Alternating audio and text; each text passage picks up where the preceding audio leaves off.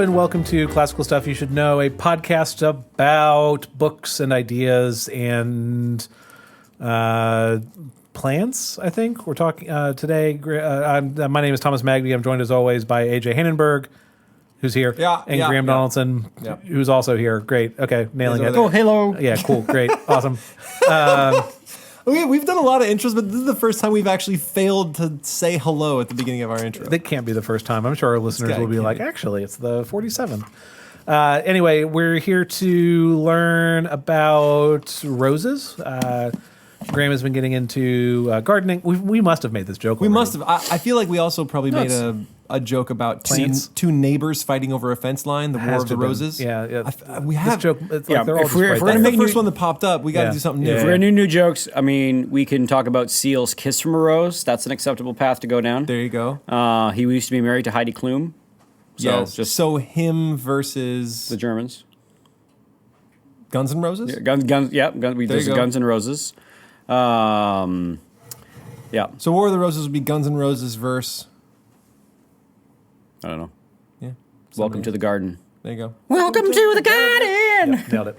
Please obey the rules. Speaking of rules, Graham's leading today's episode. I don't know. What do you want? Okay. Go for it. So last Plantagenet episode, I have a little bit of anxiety whenever I start a new episode because I feel like I'm telling the story to you boys, you guys, and we haven't talked about this in like months. I have no idea what's happening. But people who are listening to this as a series have just finished the episode and are just starting a new one, and I'm always like, do I just like jump into where I ended the last one? And AJ and Thomas are like, I had no idea what's going on or not. But anyway. I remember something about a king that didn't really want to be king. He wanted to be a monk. No. So that's a while ago. Okay, so where we ended ago. was the last episode, Henry VI needed a wife, and the Duke of Suffolk went to France and found him the sweetest lady in all of Christendom. And the Duke of Suffolk was cool, right? The Duke of Suffolk was cool. So Margaret of Anjou, she came back, she married the king. They actually loved each other, but the problem was they were having some problems getting a kid. There was no baby, and some people, the rumor was that maybe Henry VI didn't just have the hammer and the anvil to forge a child, if you know what I'm saying. So there was some concern. Oh my God. That's actually a quote. Not from this, but there was a there was a story of a guy his kid had been kidnapped, and they were holding that up, saying that like, surrender because we've kidnapped your child. And he said, I have the hammer and the anvil to forge another, is what he said in reply. I know, the poor kid. History's so metal. I can't imagine a millennial saying that same thing. Anyway, so people were concerned that Henry VI couldn't have a kid because they hadn't had one for a while. At all, sorry. They'd been married for a while and had not had one. And Henry VI had not named an heir to the throne, and there was people who all had varying claims to it. The strongest claim to the throne was Richard, Duke of York. And we introduced Richard, Duke of York in the last podcast. He had been the faithful servant of the king, serving in France, and then when he left France, a guy by the name of Duke of Somerset, which will be a main character today, kind of like lost it all. And Richard, Duke of York, he's hanging out in Ireland on the king's behest. Go take care of Ireland. And he's there, and he's got the strongest claim to the throne. His grandfather was a brother of John of Gaunt. John of Gaunt probably should have been king. He wasn't because it was passed over to the baby, Richard II. Anyway, whatever. You can go back and listen to all that whole story. But Duke of York, he has sort of the strongest claim. And where we ended the last episode was the king, who was that king that may have been like really, really, really smart or really, really, really dumb. We don't really know. He was somewhere. He was very pious, but he was also very impressionable and did not inspire confidence in the very least, but was lovable and likable and people liked him. Anyway, he was presiding over Parliament, and a little dude in Parliament in his like first time in Parliament stood up and he was like, listen, King, we need you to name an heir. If something happens, like, we need to have somebody. And he was a little bit too forceful, and he said it should be Richard, Duke of York. And he was a little bit too forceful, and he kind of pushed the issue so much that the king was like, you got to cool off, buddy, and put him in the Tower of London just to, like, chill. But there was this growing sentiment in England that Richard, Duke of York, He's a man's man. He, by this time, I don't know if by this time, but he ended up having 11 children with Cecily, his wife. So plenty of heirs. Yes. So the hammer and anvil, right? A lot of, he's got a whole black. So he's got a whole line of potential kings. Right. So we don't have to have this like anxiety-producing succession worries. And he is justice-minded. He is a servant. He was a man of Chesterton, it's not Chesterton, sorry, Churchill. Churchill really lionizes him in his English history of the English-speaking people. He's quite a fan of the Duke of York and claims and sort of talks about his many virtues. Dan Jones, who wrote another book called The War of the Roses, which I've used for influence or for this podcast, he's a little more skeptical as to the motivations of Duke of York. But at least early days Duke of York is somebody that wanted to be the king's servant, and people were just like, oh man, I kind of like that guy. He inspired confidence, and we're kind of back in a Richard II and Henry Bolingbroke situation, where Richard II is kind of namby-pamby, and Henry Bolingbroke's kind of awesome. And you've got Henry VI is kind of he's not inspiring confidence, and he can't seem to get a kid. And Richard Duke of York is dope. So the man stands up in Parliament and was like, "Give us name Richard as your heir." This guy gets thrown in jail, and for some reason, and this is a big question that's sort of open to history, Richard Duke of York returns from Ireland to England with a host of like 10,000 men, and there's competing. So this is where intentions and narrative kind of collide. Because the way that Churchill talks about it, and even Dan Jones mentions it in his book, is that some people, when you hear, oh, the heir to the throne is landing on England with 10,000 men, most people in England were like concerned that most people who were loyal to the king were concerned that this was war. That this was going to be a civil war, and here comes somebody to press his claim to the throne and maybe usurp the crown like it's happened before. There were people who were discontents against the king. Remember, Suffolk gets his head chopped off in a boat. The king's law is... The kingdom is kind of in crisis because a weak king had kind of meant that people felt like they could get away with petty crimes, and there was a lot of petty crimes happening. So there was a couple of, and we talked about in the last episode, there was a couple of like popular uprisings in the southeast in Kent, and they would march to England and freak out at the king. They killed the king's treasurer, stuff like this. So when Richard Duke of York lands with 10,000 men in Wales, a lot of people is he coming back from France? From Ireland. He's been in Ireland, sort of like taking care of the Irish, and you know what? Which is a rare thing in history, the Irish loved him. They're like, we love this guy. He rules justly. So the Irish loved him. But he's coming back, and he wasn't called back. He wasn't bidden to come back. He should have been. He just rolled in. He should have been continuing his job in Ireland, but he rolls in with 10,000 men. Yeah, that doesn't look good. Now, the advisors to the king are like, he's coming for the throne. This man is a rebel. And the king is like, okay, well, then close the ports. We'll face him in the field if we have to. The king was basically like, I don't know why people think I shouldn't be king.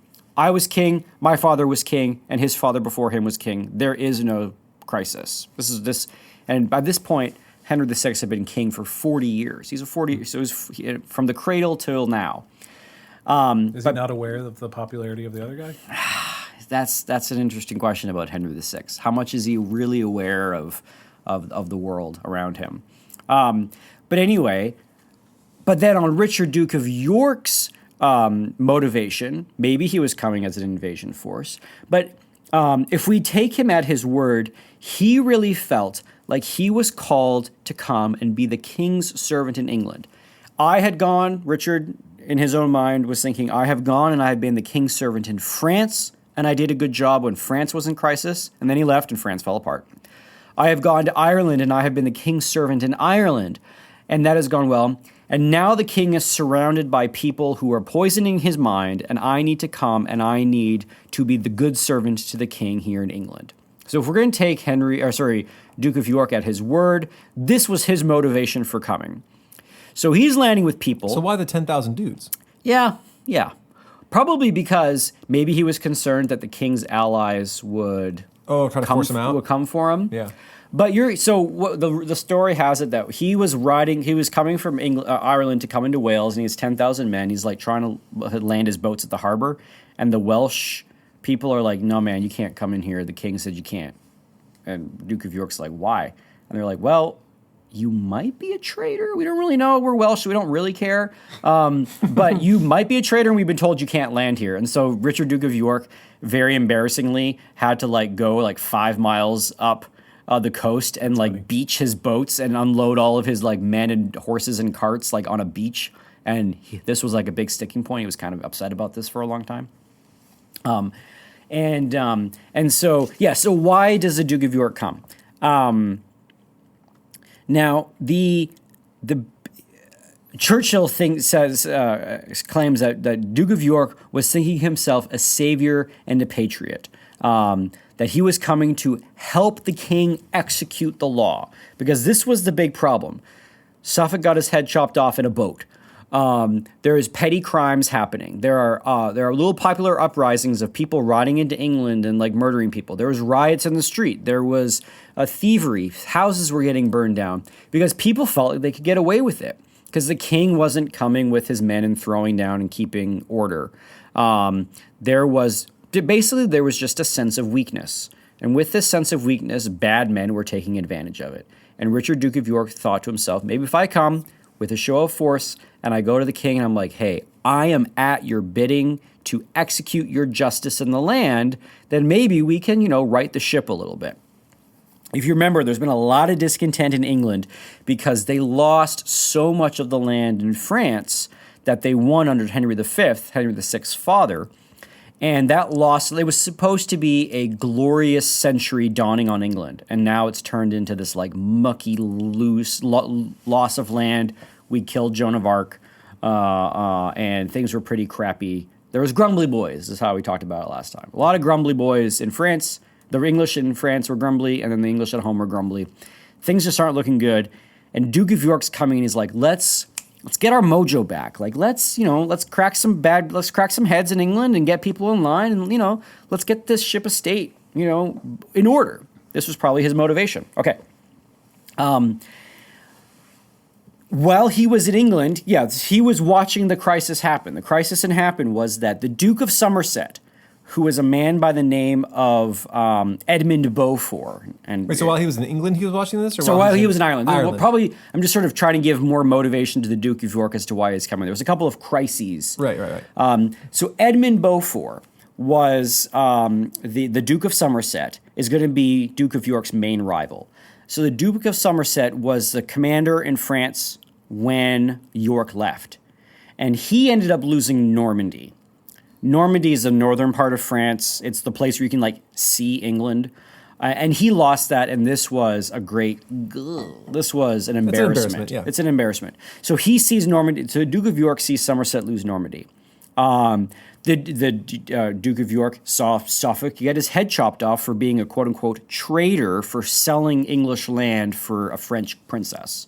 That was why they killed Suffolk. And he's also watching these rebellions coming out of Kent, all these populist uprisings, asking for crazy abolitions like abolish, murder, just people asking for crazy things and riding into town and terrorizing London. So what were they trying to abolish? We talked about it last episode. It was, I think that one of them was like taxes. Like, we don't want to pay taxes anymore. Like, no more taxes, right? Sweet. And people were like, that's a great idea. And they were going off to England and demanding no more taxes. And so Duke of York is watching all of this happen. He's probably thinking, I have royal blood. I have men who are loyal to me. I have everything that this kingdom needs in order to right it again. And he didn't want to sit on the throne. This is at least this is Churchill's conjecture, and I tend to agree. It is perhaps my destiny to come and help restore order to England. Okay. But of course, he lands with a force of 10,000 men, and this freaked people out. And so, York is landing, and he, in his heart and his intentions are, I'm here to help. But everybody else is like, oh my word, we're being invaded. Or maybe he was actually getting treasonous people being like, finally, and like flocking to him being like, yeah, man, let's go kick out these Lancastrians. And he's like, no. I'm not here to kick out the king. And then people will be like, oh, yeah. Right. You're not. But they would follow him anyway. So he gets rabble following him that are like against the king. And anyway, you have these clashes of narratives. What are the actual motivations of the people that are coming in? So he, and I admit, some of his actions make it look like he's wanting to turn the screws a little bit as opposed to being just such a helpful guy. Because he marches, he's landed with 10,000 men. He's got vast tracts of land. He owns lots of Wales. He has lots of land in the south. He is the most landed nobleman in England at the time. So he leaves his 10,000 men there. And he takes 1,000 men and he rides to London to talk to the king. And so he marches to London with 1,000 men and his most closest and most loyal lord, the Duke of Norfolk. And Norfolk is eventually known as the Kingmaker, I think is his nickname in history. A little bit of foreshadowing there. Yeah, maybe. Yeah. But it could be a different Norfolk. I could be confusing it. But anyway, him and his buddy Norfolk ride. But when he gets there, Margaret of Anjou, the queen, has sort of heard word that Duke of York's coming, and she rallies all of the other nobles to stand by the king. So he marches to London. Margaret gets the king, puts him in his fancy armor, and he's like, do I have to? And yes, you have to. She puts him in the fancy armor. They get the Duke of Somerset, who is the big right-hand man. He's Edmund Beaufort. He is the family that has been championing this Lancastrian line forever. His uncle was Cardinal Beaufort, like the big deal. The guy who lost Normandy. He's there. And the Earl of Warwick is there, the young Earl of Warwick, only 24 years old. And basically, the king and the queen have all of the most important lords with them. And you have, a host of 1,000 men with the Duke of York and the Duke of Norfolk. You've got the queen and the king and all their nobles. And people are like, well, hot dang, what's going to happen? This looks like it's going to be a civil war. This looks like a fight's coming. Dance battle. Yeah.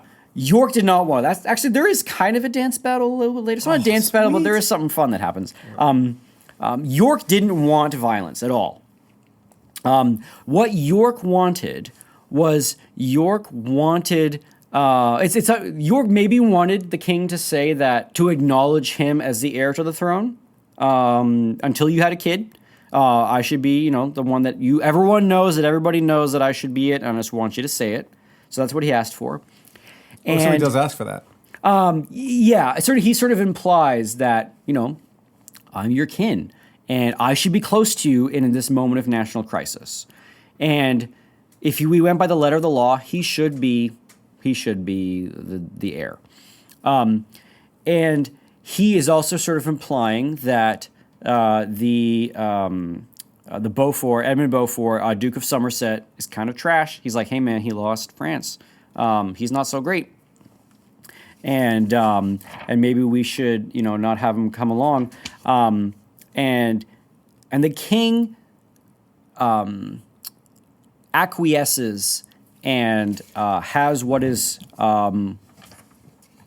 he says, I will, what does he call it? York's, the sad council is later.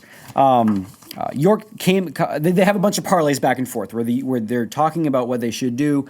And one parlay gets kind of leaked to the press. Well, it's not really a press, but gets leaked to the people. And it was where York said that I will offer to he makes a strong offer to execute your commandments. And people who thought York was a usurper looked at that and they're like, oh, you cheeky jerk. You want to execute the king's commandments? You want to be in charge. And the people who are on York's side were like, ooh, that's just smart. Yeah, we should get you to execute the king's commandments because he's not executing anything. And I got a bunch of people who should be executed. And so that sort of got published. I got a friend. His name is Commandment. That kind of was made public, and that fueled a bunch of worries. And over the course of these parleys, where these basically two armies are standing off, just like texting each other back and forth about what they should do, people started thinking the only thing that's going to happen is violence. This is going to be violence. They're going to start fighting. And the Duke of York kind of picks up on the fact that people think that it is inevitably going to be violence. So what he does is he basically puts himself into the king's hands. He sends his thousands of men home. He comes to the king without his helmet on. He's coming bareheaded, and he presents himself to the king. And you can imagine that Somerset's there being like, oh, we got to kill this guy. But he comes to the king, and he presents himself and kneels before them, and basically puts himself in the king's hands.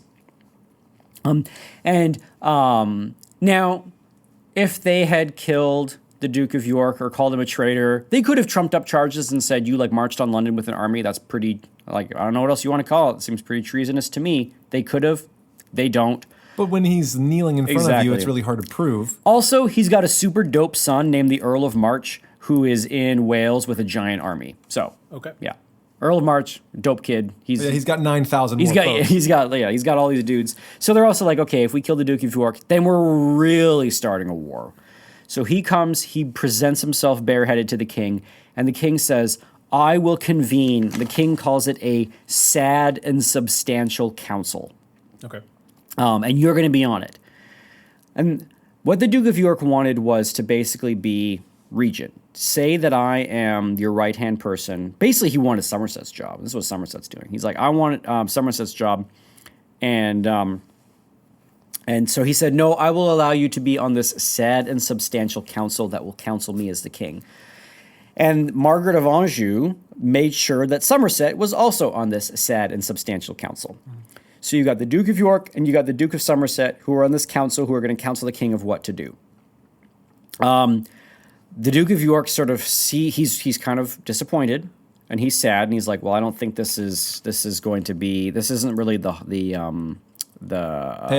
payoff I was looking for. I wanted to basically be given the authority to throw down in England and to right everything.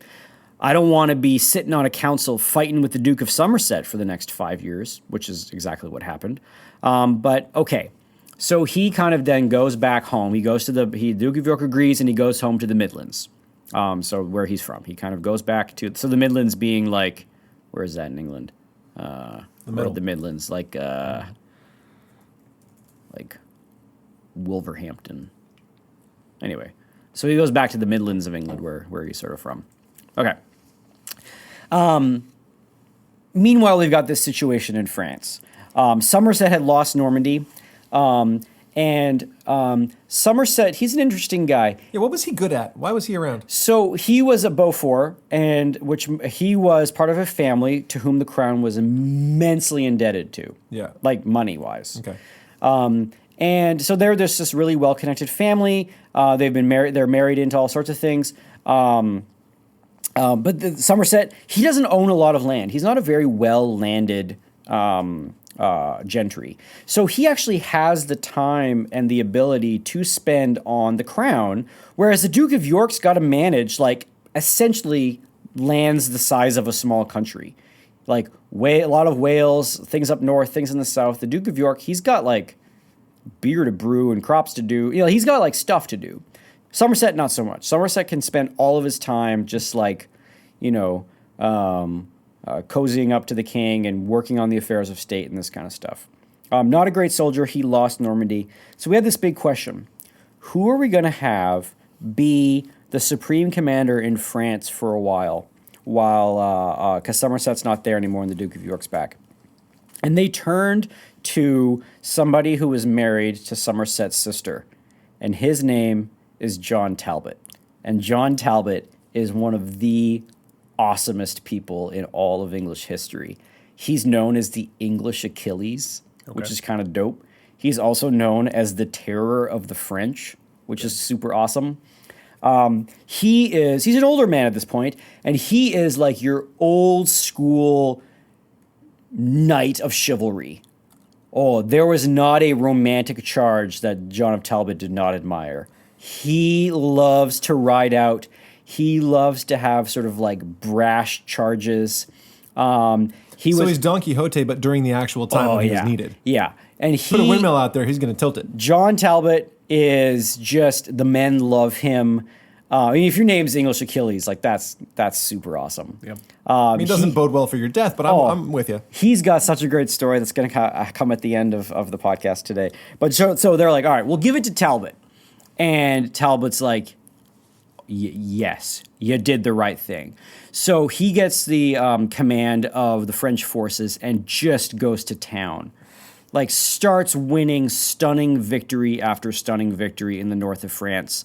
And a lot of his victories are, he sees that the French are kind of wavering and nervous and they start to retreat, and he's like, let's go, boys. And he just runs them down, and he gets these like victories he should not have won. People are singing Talbot's name in England. John Talbot, Earl of, oh gosh, what is he the Earl of? Can't remember. He's the Earl of something. Shrewsbury? Yeah, Earl of Shrewsbury. Thank you. John Talbot, Earl of Shrewsbury, starts winning these battles. Fun fact about Talbot, he had been captured by the French after a battle, and he was in prison for like 2 or 3 years, and he did a prisoner exchange, so he got released with some other French prisoner, and John Talbot was such a gentleman, and he actually became such friends with the French that he promised that he would never wear armor in battle fighting against the French king again. The idea being, like, if he goes to war, he is going to stay and be a commander. He's not going to, like, run in and be the one that's actually bloodying his hands and killing people and maybe even, like, fighting the French, the flower of French chivalry. So he makes this probably foolhardy promise that he will never wear armor against the King of France again. And in all of these battles, he holds to it. He's just like riding around in a t-shirt and commanding people. And he's probably like, he was the Earl of what? Shrewsbury? He's probably wearing like a Shrewsbury shirt. And he's commanding his soldiers. And man, the French are terrified of him. And the English are like, okay, cool. All right, we'll leave Talbot in charge. And he's married to Somerset's sister. So he's off. So he's well connected, doing awesome. Yeah, he's well connected, doing awesome. Starts to win back Normandy? Yeah, he actually, the great battle that he wins coming up later, he actually ends up winning all of Bordeaux. But we'll come to that later, which used to be for English, but was lost. So Duke of York is kind of back in the Midlands, being like, okay, this didn't go the way I thought it was going to. Somerset is sort of weaving his webs with Henry VI. He's super close with Margaret of Anjou. So Margaret's like, you're my closest ally, Somerset. Like, you are, we're going to, you help us rule. Because my husband, God love him, like, he's a pious dude, but he's kind of a Kleenex of a man. And no kids. Okay. So in 1450 in November, they had to convene Parliament. It's got to happen. And everybody knew that this was going to be a pretty tetchy Parliament. That, like, Duke of York's coming, Somerset's coming. They are on this council that is supposed to be advising the king. People are like, I don't know how we come out of this one without, like, punches thrown or some sort of violence, right? The SAS Council? Sad and substantial? This is the sad and substantial council. It's kind of this interesting thing that, like, the common people reading the tea leaves of history, or just like looking at the situation, probably everybody just sort of had this feeling like, yeah, there's gonna be like there's going to be bloodshed. Like it's just sort of almost like a feeling of inevitability. And I mentioned this in the last podcast, that there was a really popular sentiment among the peasantry right now going around. It was almost like a little catchphrase. It was the less nobles, the better. There was just sort of this sentiment that we've had this sort of coalescence of a system of governance in a certain way, and it works really well under strong kings, and it works really badly under weak kings. And we have weak kings, and we have people vying for power, and it just was like this feeling that a shoe was going to drop and it was going to go bad. And that, I mean, it's true. That's exactly what happened. When Churchill talks about the 30 years of the war. The war hasn't quite started yet, but well, he says this. The attitudes and feelings of the public in all parts and at all times weighed heavily with both contending factions.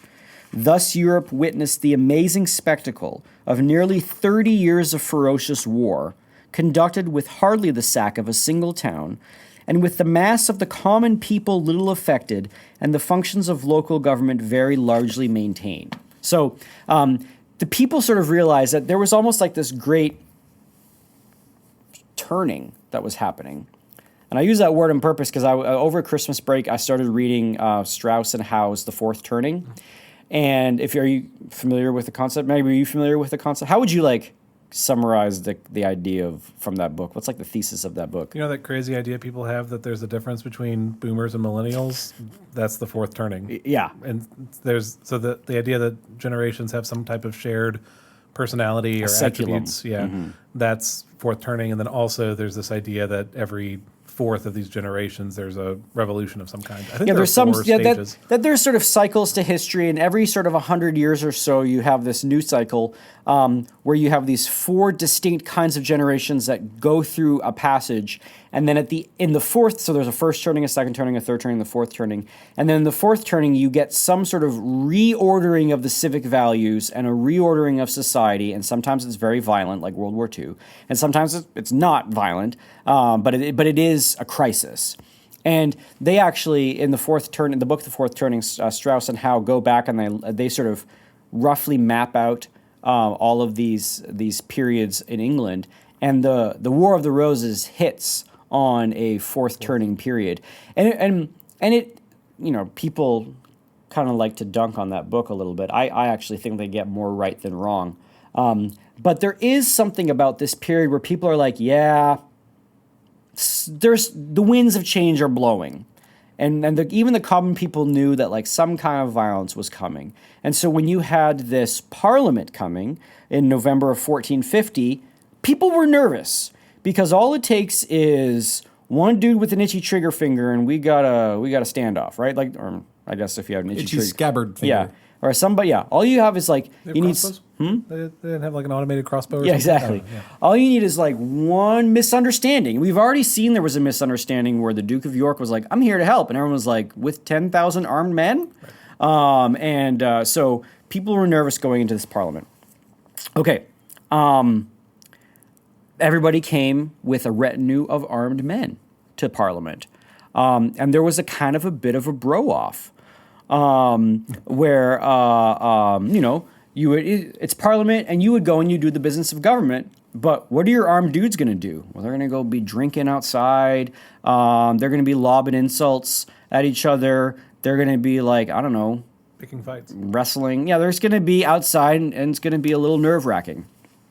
The parliament is happening, and the Duke of Somerset, Beaufort, he's staying at a place, I think he's staying at a little inn. I think it's called Blackfriars. Maybe I can't remember if that's true or not, but he was staying at this inn, and he's going to bed one night, and all of a sudden he hears some rabble outside, and he hears what sounds like some kind of commotion. And the innkeeper bursts in, and he's like, man, we got to get you out of here. There are some dudes here, and they're calling for you, and they got swords and knives and stuff, and you got to get out. And they actually smuggle the Duke of Somerset under a couple of floorboards and out into a boat, and they row him away. And a bunch of guys come into the inn and kind of ransack the inn and drink all the wine, and they take all of Somerset's stuff. They rob him, and Somerset had to escape with his life. And so Somerset's upset. He got his stuff taken. That sucks. Right. And he's like, oh, York did this. And York's like, no, I'm not sending dudes to murder you in the night. No, that's not what I'm doing. And no one really knows what's going on. You're like, who's going to kill Somerset or take his stuff? To this day, we still... No, we kind of know. Oh. We'll get to that. But anyway, so everyone was like, oh, man, if there's no fight tomorrow, there's going to be a fight tomorrow. Someone tried to kill Somerset. When we get to Parliament, everyone's going to be armed. Everyone's going to be on edge. It's popping off. It's happening. So they get to Parliament, and everyone's kind of on edge with each other. And York and Somerset they're not friendly, and they come up and they're like, okay, listen, we should probably diffuse the tensions. And then they sort of say, what should we do to diffuse the tensions? And they agree that what they should do is they should all get dressed up in all of their best armor and all of their best swords and get their pendants and get their flags and get some drums and get some trumpets, and let's have a friggin' awesome parade through the town with all of our men together. It will be dope. And they're like, yep. And so that's what they did. So they all got together, and that's cool. I know. So they all got together. They all got their men. They all marched. They all sat on their horses in their full regalia. They got trumpets. They got banners, and they decided they were going to have this basically we were going to look friggin' cool with this awesome parade. Mm-hmm. So they do an awesome parade and together, and all the people are like, okay, maybe we're all not going to hell in a handbasket because Somerset and York, they're being cool. And they're like, we're doing it for the king. Parade we're buddies. doing it for England. And they're riding through, and everyone's like, oh, man. Oh, well, functioning, government. Yay. I wonder how much each of those guys was thinking deep in his mind, should I make the first move? Yeah. You know what I mean? I mean, if there's that much tension, if you think the other guy's probably going to kill you, you're wondering if you should do something first. And he's probably wondering the same thing, and so that's tough. Anyway, but they're riding, and it's a cool parade, and so this kind of did a lot to throw some water on the seething people who just wanted some bloodshed, right? And they see our leaders, our noblemen, they're cool with each other, all right, and that kind of turned the volume way down, to sort of show of force, and it's awesome. So they didn't have a dance battle, but they kind of had this cool parade. Sweet. I'm okay. Yeah. So if you got a bunch of seething bros, what you got to do is you have to have some kind of show of hop on a lowrider, drive around downtown, exactly together. So they did this, and then the Parliament continued on without any violence, which was great. So everyone was real nervous, but it ended with a great parade, and people are happy. Cool. Okay. Fast forward a little bit. Are you guys aware of the medieval practice of a sanctuary? Churches. Running a church, can't get hurt. Mm-hmm.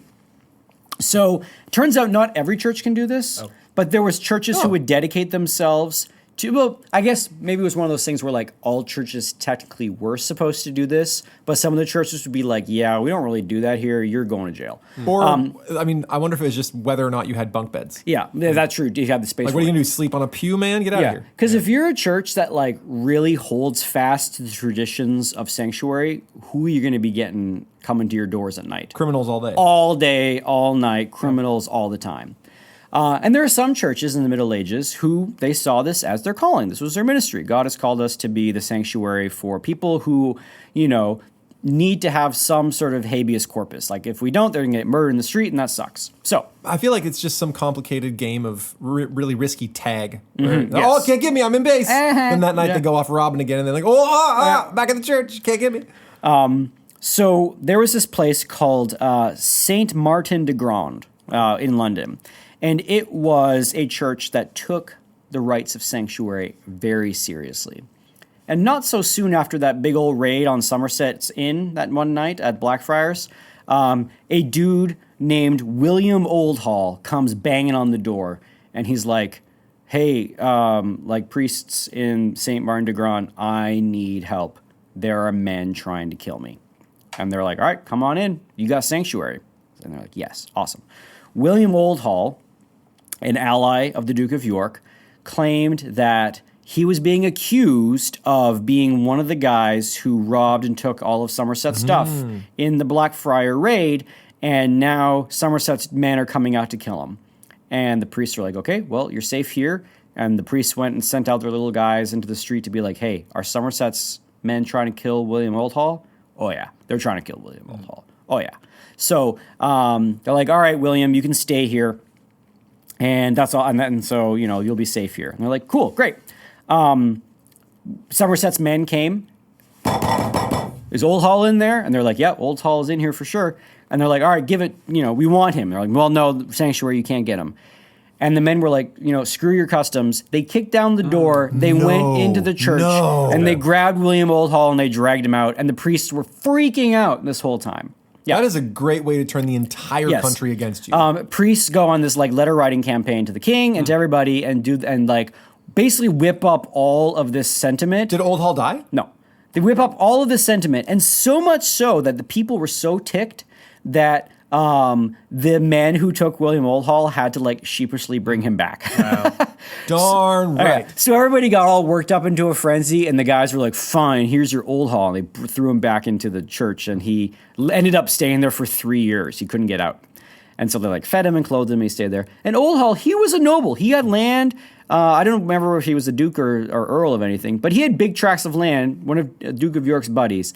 And so he's in this place, and I like that story because the priests they won Saved on the that day, one. darn right. They saved the day. They're like, listen, you don't get to overthrow our customs. So Oldhall's in there. His story comes back in a little bit.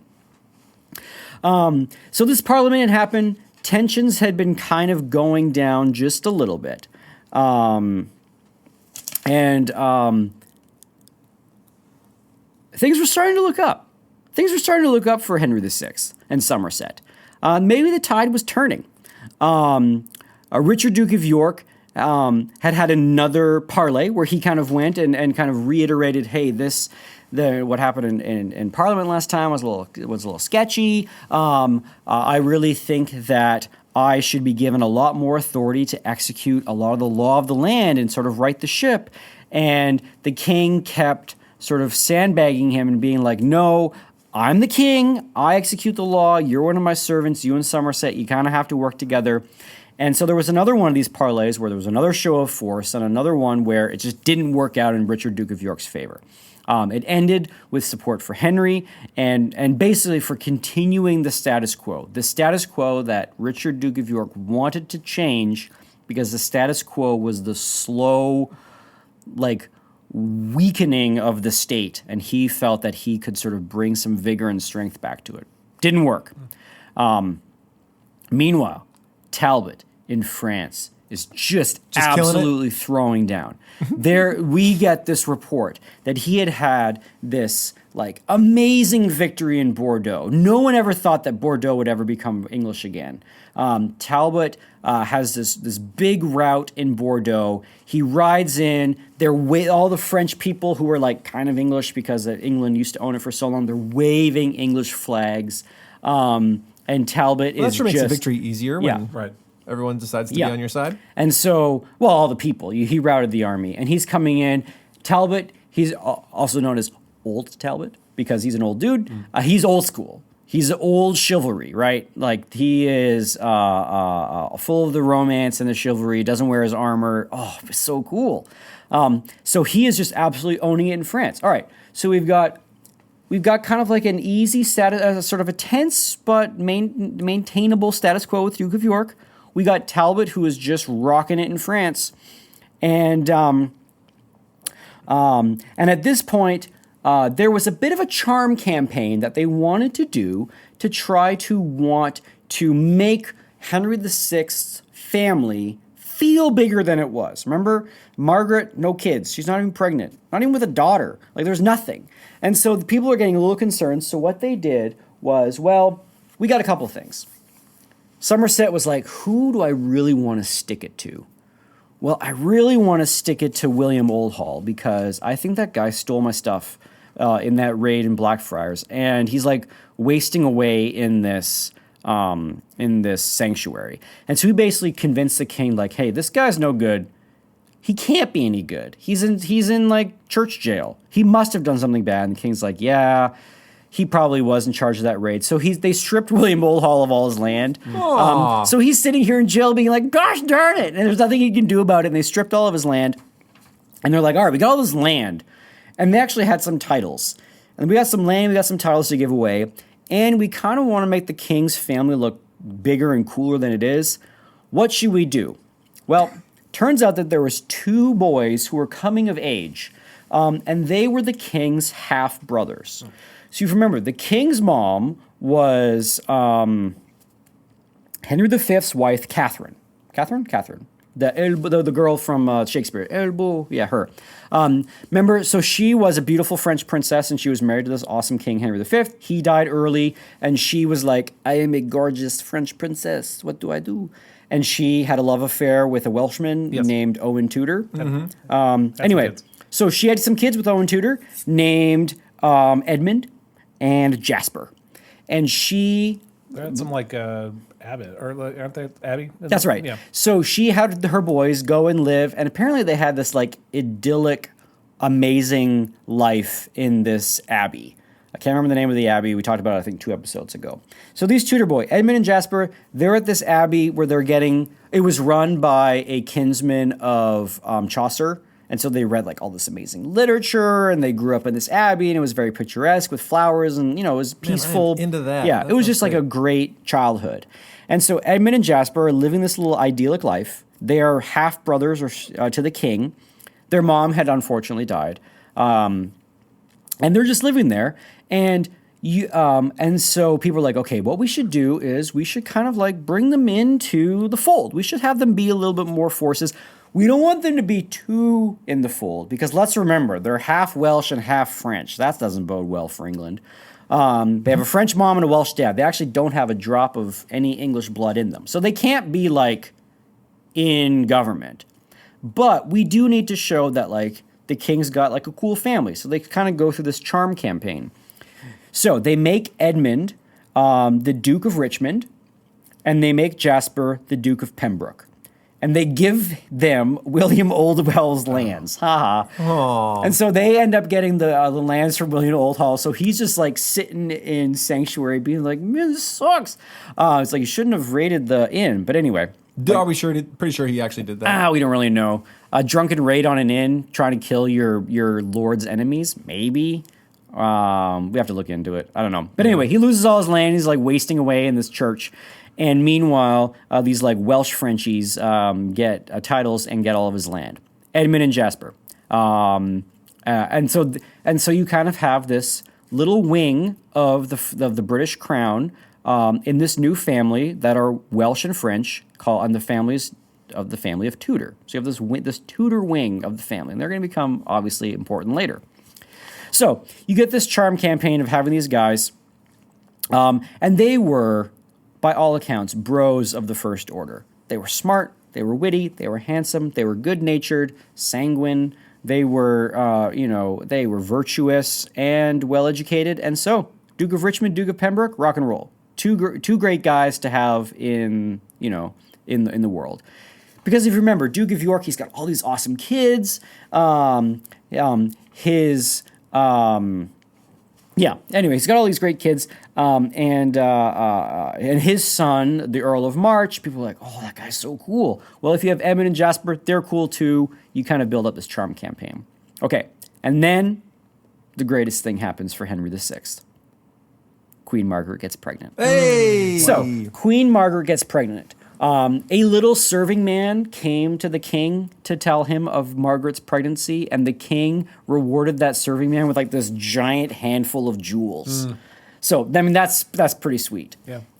In fact, there was one particular jewel that he got that was really big, and it has some famous name, and it's like gone through history being this like famous jewel of good luck. But anyway, this little serving man is like, hey, your wife's with child, and Henry VI gives him a jewel. Yes. Thank you.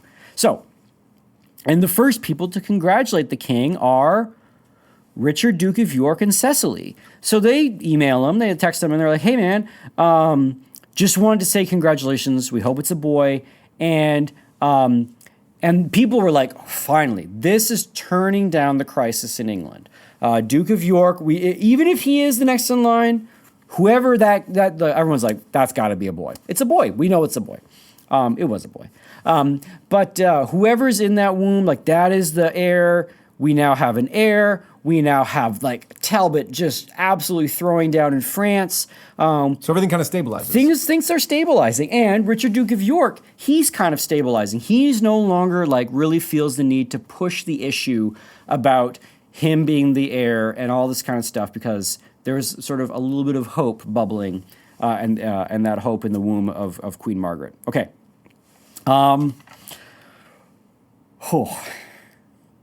And then we have July 17th, 1453.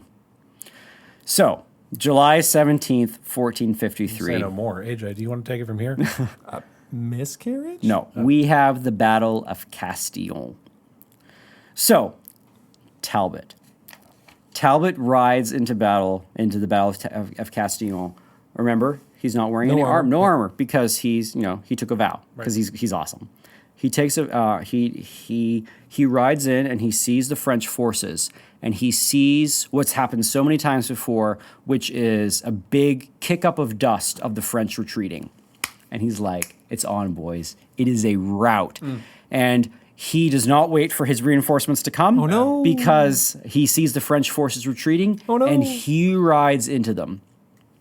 Turns out, it was not the French forces retreating. It was all the little people that follow around the army getting away from the battle because the French had a massive barrage of artillery. Oh, One no. of the first times that we have really big artillery guns in battle.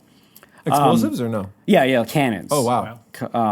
And so Oh, all of no. the cooks and shoe shiners and squires, they're all like, we gotta get out of here. The battle's coming. And so they start leaving, and that's what kicks up the dust.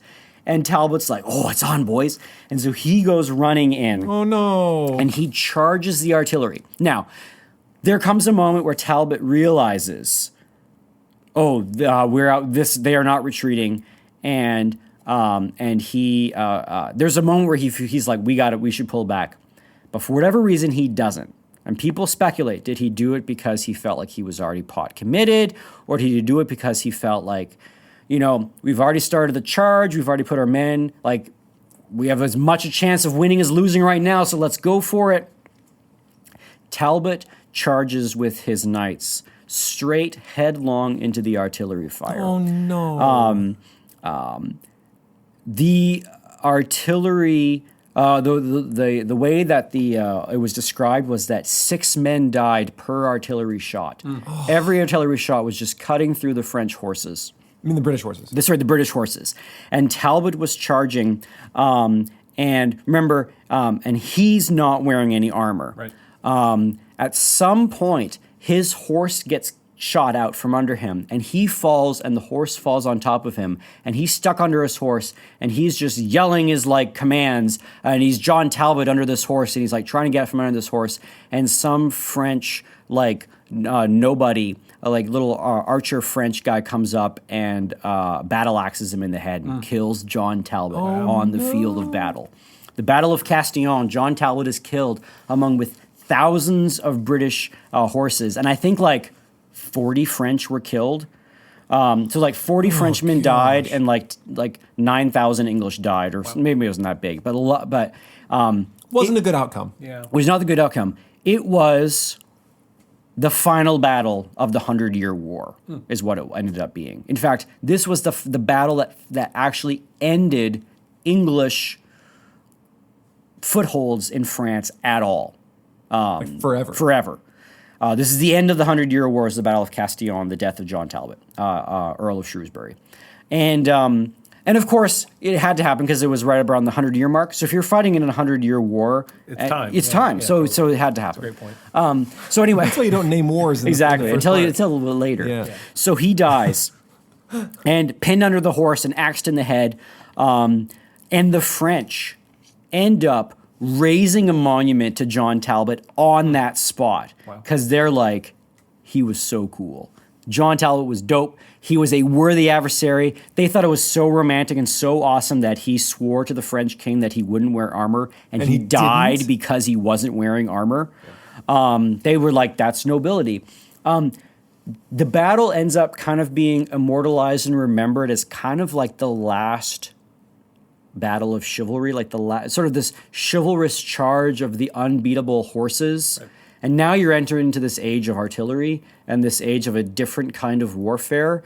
So John Talbot is often sort of seen as that sort of last flower of the Middle Age chivalry, of the romantic charges against the enemy, of leading your men into battle. And we're now moving into an era of tactics, of a warfare that is going to be much more tactical than it is going to be like a mob of men romantically smashing into each other, which is medieval warfare. And so when John Talbot died, he was an old guy, old school. There was this realization that times are changing. He was defeated by cannons, just like how 100 years ago the French were defeated by longbows. And And so that really does signal this change in the world. And so the French raised this monument to the Earl of Shrewsbury. It's still there today, and his men took his heart and buried his heart at his childhood church in Shrewsbury, and his heart's still there today. You can go to Shrewsbury and look at his heart. Cool. I don't think you can see it. It's buried. Which guy had that idea? Go bury my heart. Guys, let's cut his heart out and we'll save it. Well, it's probably something that they talked about in the campfire. They're like, what would happen if you died? And John Talbot's like, I want you lads to cut out my heart and bury it in my church in Shrewsbury. People be like, okay. Yeah, that checks out. Yeah, that checks people out. are like, all right, yeah, that's on brand. Makes sense. Seems like So, word gets back to England, and it was recognized as the absolute disaster that it was. Immediately people realized, we are done in France. They took the word to the king, and Henry VI went mad. He was in what was known as a walking coma for 15 months. He did not recognize Margaret. When Margaret gave birth to their son, and she presented the son to Henry, and he was like, baby, and handed it back to Margaret. He had no idea who he was. He had no idea what was going on. He didn't recognize anybody. He went into this 15-month-long madness, this sort of winter of losing his faculties. Yeah, that's not good. That's not good. No. Does he come out of it, or does he? Eventually, we'll talk about that next podcast. This is where we're going to end this one. Is that so you in a space of a couple years, you went from winning in France, having a child, Duke of York becoming more of an ally because you're having this child, to no more foothold in France, and your king has gone mad. Now, we've seen kingdoms already. People are concerned that England is, wasting away because of the inability of the king. But imagine when word gets around that you can't recognize his your own king kid. does not recognize a child, and he is supposed to be the head of state, he who dispenses justice in the land. This is going to trigger an absolute crisis of leadership in England, and so you have this sort of fitting end. You've got John Talbot dying on the field, England finally getting kicked out of France, a major sticking point, whereas Henry VI's father was supposed to be the king of England and France, uniting those two kingdoms together into this glorious empire. Well, that went away, and now they're completely out of England, and you've got this a king who's gone absolutely mad. And a lot of people turn to it and were like, well, we shouldn't have killed Joan of Arc. This is God's judgment on us. But now you are definitely going to, what is coming is going to be a massive showdown between Somerset and the Duke of York. And that's where we're going to pick up our mad King Henry when we get back. Dang. I like it. That's awesome. Yep. It's very. Isn't that crazy? Good. It is. The whole story is. Thank you, Graeme. That was very good. This has been Classical Stuff You Should Know. You can find us online, classicalstuff.net. You can find us on Twitter at ClassicalStuff, CLSSCAL Stuff. You can find us on Patreon, where we record in between episodes and monthly AMAs, patreon.com/classicalstuff. And you can email us, the guys at classicalstuff.net. Thank you all for listening. We'll see you again next week. Bye. Bye.